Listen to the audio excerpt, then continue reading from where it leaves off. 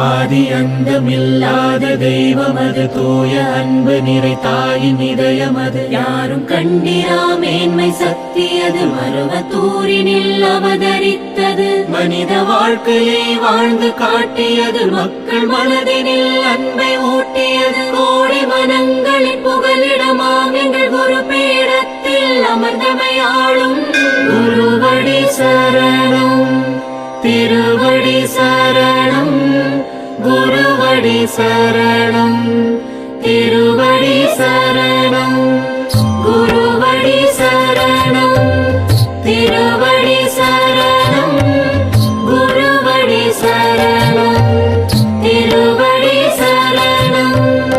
18 சித்தர் தொழும் பங்காரு நாதனே, பரிந்தமை காக்கும் பிரம்மம் நீயே.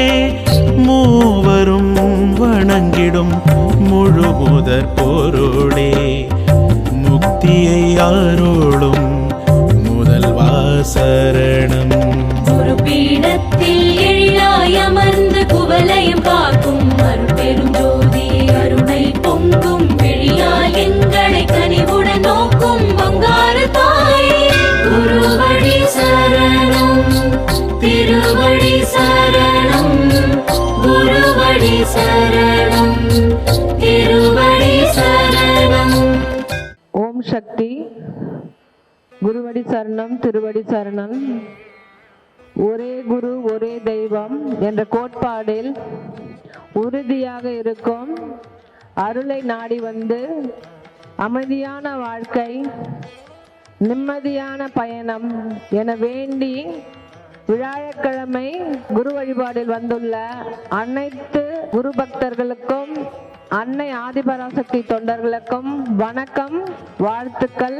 இன்றைய நாள் மிகவும் சிறப்பானது. ஏனென்றால் ஒவ்வொரு விழாவிலும் முத்து முத்தான அருள்வாக்குகள், அதில் ஒளிந்திருக்கும் பொக்கிஷமான நம் தேடலுக்கான பதில், அதை புரிந்து அறிந்து தெளிந்து வாழவே இந்த குரு வழிபாடு. குருவின் அபிஷேகம், குருவின் அலங்காரம், குருவின் ஆசியுரை, குருவின் வழிமுறை, எந்த செயல் இருந்தாலும் அம்மா அதற்குரிய அருளையும் ஆசியும் தருவார்கள். அப்படி பார்க்கையில் நம்மளுடைய அன்னதான குழு உணவு சான்றிதழில் முயற்சி செய்து அதற்கான தர சான்றிதழுக்கு ஆல்மோஸ்ட் ஆடிட்டிங் முடிஞ்சிச்சு. அதனால அன்னதானம் சொசைட்டி அவர்களை கைத்தட்டி நாம் உற்சாகப்படுத்துவோம். ஏன்னா என்னது ஆதிபராசக்தி அன்னதானம் அப்படின்னு பார்த்தீங்கன்னா, அம்மாவுக்கு மிகவும் பிடித்தது தான் இந்த உலகில் உயிர் கொடுத்த அனைத்து ஜீவராசிகளுக்கும் உணவு தருவது, நோய் தீர்ப்பது. இதுதான் அடிப்படை அன்னை ஆதிபராசக்தியின் அவதார நோக்கம். அதற்கு பல ஆன்மாக்களை தர்ம நெறியில் பழக்குவதற்கு அம்மா சொல்லி கொடுத்த வழிமுறைதான் பக்தி, தொண்டு, தர்மம், தியானம்.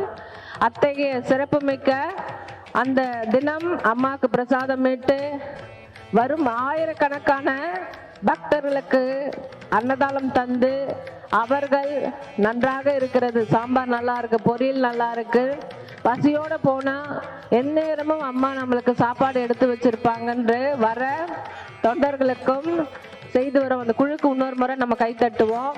முதல்ல இன்னைக்கு யாராவது திருமண நாள், பிறந்த நாள் கொண்டாட இருக்கும் பக்தர்கள் இருக்கீங்களா? இருக்காங்கன்னா வாங்க. உங்களுக்கு பிறந்த நாளா திருமண நாளா? பிறந்த நாள். ஸோ எல்லாரும் என்ன சொல்லணும்? பிறந்த நாள் வாழ்த்துக்கள். ஆரோக்கியத்துடன் அன்புடன் வாழ அம்மாவை வேண்டுவோம். அடுத்தது உங்க திருமண நாள், உங்க பேரு? கோவிந்தராஜ். சந்தோஷமா இருங்க. உனக்கு நீ எனக்கு நீ அப்படின்னு இத்தனை ஆண்டுகள். எத்தனாவது திருமண நாள் உங்களுக்கு? 45வது பிறகு. பெரிய விஷயம். 45 வருஷமா ஒரே நம்ம குடும்ப அமைப்பு இல்லறத்தில் நல்லதுன்னு சொல்ற உங்களுக்கு பாராட்டுகள். அவருக்கு நீங்க போடுங்க. என் கூட வாழ்ந்ததுக்கு நன்றி சொல்லி போடுங்க. வாழ போவதற்கு நன்றி சொல்லி கொடுங்க. என்னுடைய ஆரோக்கியம், என்னுடைய தொழில் வளர்ச்சிக்கெல்லாம் நீ தான் காரணம் சொல்லி நீங்க போடுங்க அவங்களுக்கு. ஆசீர்வாதம் வாங்கணும் இல்லைங்களா? என் ஃபேமிலிக்கு தெரியணும் உங்கள் மூலியமா. மேல்மருவத்தூர் ஆதிபராசை சப்ஸ்கிரைப் பண்ணுங்க, லைக் பட்டன் அனுப்புங்க, அவ்வளோதான். Very simple. எங்கள் சேனல் பற்றி சொல்லுவாங்க, அதை கண்டிப்பாக அதை நீங்கள் இன்னைக்கே வெளியிடுவாங்க, அதை நீங்கள் கண்டிப்பாக அந்த லிங்க் சொல்லி கொடுங்க, போடுங்க. அம்மா என்னைக்குமே உங்களுக்கு ஆரோக்கியத்தையும் நான் நீண்ட ஆயுளும் தரட்டும். உங்களுக்கு பிறந்த நாளா? 75 பாப்பா சொல்லுது. 75 வாழ்றது, அதுவும் பக்தி நின்று சொல்லிட்டு அம்மா இன்னைக்கு ஒவ்வொரு நாளா வந்து ஆட்சி கொடுத்துக்கிட்டே இருக்காங்க. எல்லாரும் பிறந்தநாள் வாழ்த்துக்கள் பாட்டிக்கு சொல்லுங்க. அவங்களுக்கு எவ்வளவு ஏக்கம் இருக்கும், இத்தனை ஆண்டுகள்ல எனக்கு உறவு இருக்கா அப்படின்னு. நம்ம இருக்கோம் சொல்லுங்க, செவ்வாட உறவு இருக்கோம் இல்லையா? ஆசீர்வாதம் பண்ணுங்க. அம்மாக்கு நன்றி. இத்தகைய சிறப்பு வாய்ப்பு கொடுத்து நாம் எல்லோரும் வாழ வேண்டும் என்று நினைக்கிற அம்மா அவரவர் ஆன்மாக்கு ஏத்த மாதிரி வாழ்த்து சொல்லுவாங்க. இப்பொழுது அருள் வாக்கு. இந்த பெண் பிள்ளைக்கு கை தட்டுங்க. எவ்வளவு ஒரு சபையில அம்மாவுடைய வாக்கு கொடுக்க வந்திருக்காங்க. அன்னையின் அருள் வாக்கு. ஆன்மீகத்திலும் பகை உண்டு. அக்கம் பக்கத்தில் பழகும் போது பகையுண்டாகும். ஆன்மீகத்தில் ஈடுபாடு போதும் பகையுண்டு. ஆந்தை போல உன்னை பார்த்து கொண்டிருப்பவர்கள் உண்டு. ஆகையால் தன்னைத்தானே நீங்களும் பார்த்து கொள்ள வேண்டும். அருள் வாக்கு என்பது கடந்த கால வாழ்க்கையை மாற்றி அமைப்பது, வாழ்கின்ற வாழ்க்கையை தெளிவோட நிம்மதியோட வாழ்வதற்கு முயற்சி செய்வது, வரும் சந்ததியர் என்ன மாதிரி அடிப்படை விஷயங்களை, கருத்தை, வாழ்வியலை, ஒழுக்கத்தை நாம் நிலைப்படுத்தினால் அவர்கள் எப்படி மனித இனம் வாழுன்றதுக்கான ஒரு விஷயம். அந்த அருள்வாக்கில் எப்பெல்லாம் மனசுல நேர்த்திக்கிறோமோ, குறிப்பா ஆடை தானம் செய்யணும் அம்மா சொல்லியிருக்காங்க, அன்னதானம் செய்யும் சொல்லியிருக்காங்க, வழிபாடு பண்ணணும்னு சொல்லியிருக்காங்க. அதை மனசுல ஏத்துக்கிறதுனால இன்றைய நாள் இனிதாக உள்ளது. அதுக்கு முன்னாடி அந்த சமைக்கிறவங்களுக்கு நம்ம மரியாதை செய்தோன்னா அவங்களுக்கு ஆடை தானம். இது ஒரு வேப்பில பாருங்க, அம்மா அந்த அன்னதானத்து ஆடை எடுத்த இடத்துல இருந்து ஒரு வேப்பில.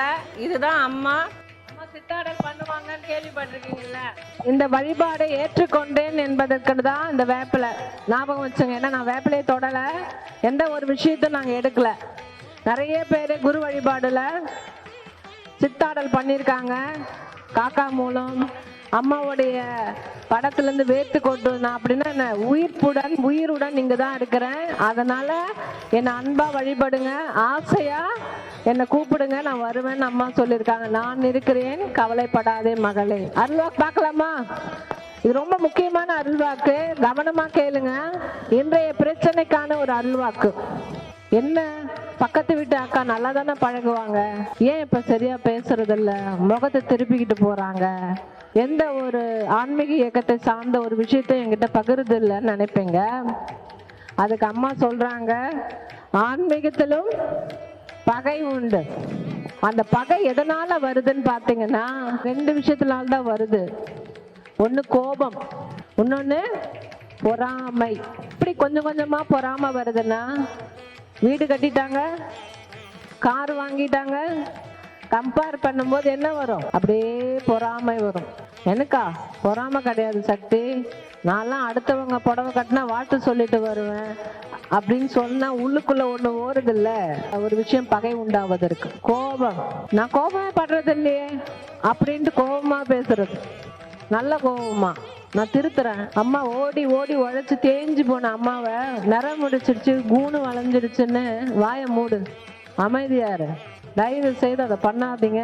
ஏன்னா பங்காரு அம்மா தன்னுடைய தாய் தந்தரைய இறுதி வரையும் பார்த்து பாதுகாத்தவங்க. அதனால பங்காரம்மாவுடைய ஃபேவரட்டா இருக்கணும் அப்படின்னா என்ன பண்ணக்கூடாது, அவங்கள அனுசரிச்சு கொடுக்குற ஒரு நல்ல குணத்தை வளர்த்துக்குங்க. குழந்தைங்க குருமாதான் இருப்பாங்க, அவங்கள அடிக்காம நல்லபடியா கத்தாம சொல்றதுக்கு என்னன்னு பழகுங்க. அதுதான் அம்மா சொல்றாங்க. இந்த பகையை நான் எப்படி பாதுகாப்பா மாத்துறது? என்னை சுத்தி எல்லாரும் எதிரிகள் இருக்காங்க. 4 விதத்துல உங்களை அடிப்பாங்க. எப்படின்னா, முதல்ல உங்க தோற்றத்தை வைத்து இழிவாக பேசுவார்கள். இன்ஃபீரியாரிட்டி காம்ப்ளெக்ஸ் வந்துடும் உனக்கு, நீயே எந்த திறமையும் இல்லை, அதை முதல்ல தாக்குவாங்க. உங்களை செயல்படுத்தாமல் பண்ணுவாங்க. 2வது என்ன பண்ணுவாங்க தெரியுமா? போதை குடிகாரர்கள் இருக்கிறவங்க உடம்பால தாக்குவாங்க. பெண்ணை எதிர்த்து பேச முடியாது, தான் கை பிடிச்சா அவளால தடுக்க முடியாதுன்னு சொல்ற பெண்ணை அடிப்பாங்க. அடுத்தது ஆன்மாவை சுக்குநீராக உடைத்து விடுவார்கள். அடுத்தது என்ன பண்ணுவாங்க தெரியுமா? சதா இடைநிறுதல் பண்ணி நீங்க பக்குவமாக, பண்பாக, நிதானமாக, அமைதியாக வாழ்வதற்கு விடவே மாட்டாங்க. இந்த 4 பகையாளிகளை எப்படி கண்டுபிடிக்கணும்னா, இது 4 செய்யறவங்க பகையாளி. உங்களோட ரத்த பந்தமாகவும் இருக்கலாம், வேலை செய்யற இடத்துலயும் இருக்கலாம். ஆனா அவர்கள் ஏதோ விதத்தில் உங்களுடைய வளர்ச்சியும் ஆற்றலையும் கட்டுப்படுத்துமாக இருப்பார்கள்.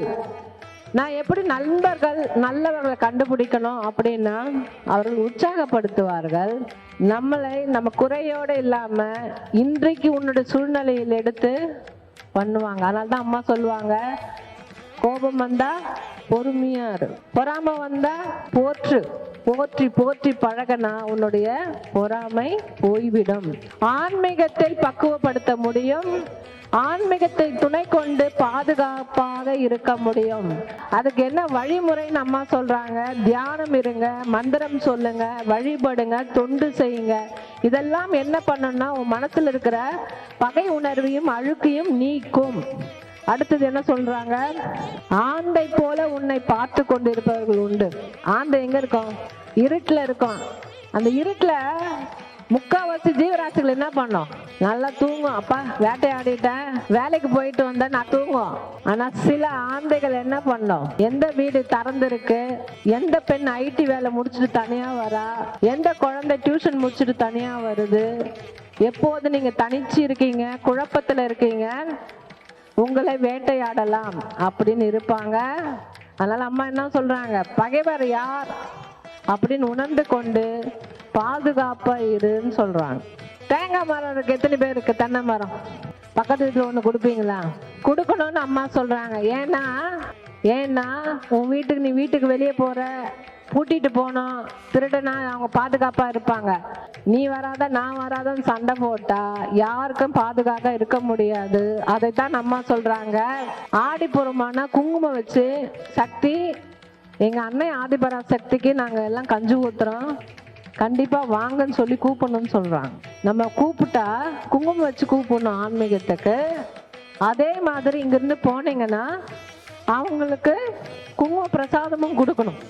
நான் கிறிஸ்டியன், முஸ்லீம் அப்படின்னா வேற ஒரு பொருளை கொடுக்கணும். நீங்க இதுதான் ஆன்மீகம் வளர்ப்பதற்கான விஷயம்.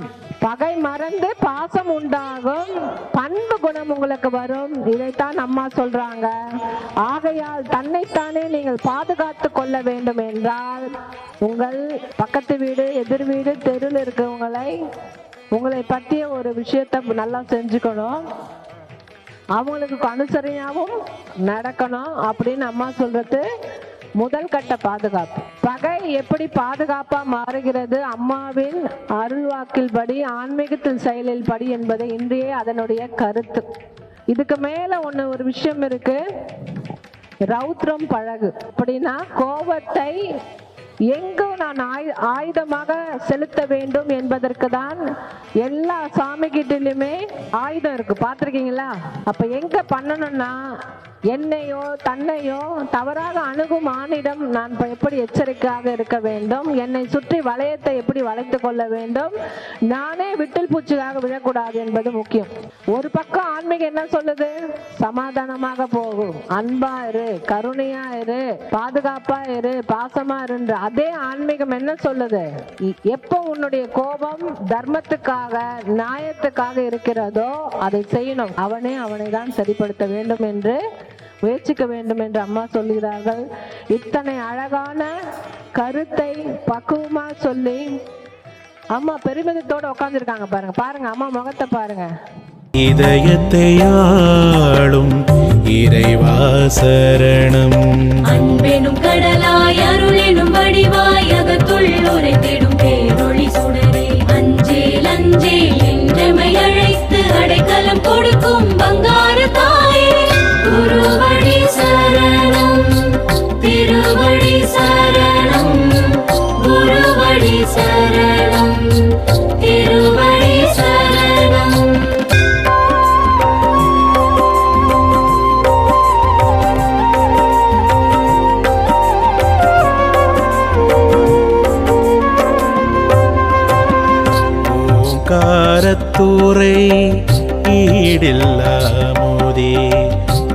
ஓடதம் அருளிய அபயன் நீயே, வாக்கென்னும் வேதம் வழங்கிய வல்லானே, வற்றாருள் தரும் வள்ளலே சரணம்.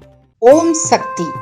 மேல்மருவத்தூர் ஆதிபராசக்தி சித்தர் பீடத்தின் அதிகாரபூர்வமான மேல்மருவத்தூர் சித்தர் பீடம் யூடியூப் சேனலை சப்ஸ்கிரைப் செய்து எங்களுடன் இணைந்திருங்கள்.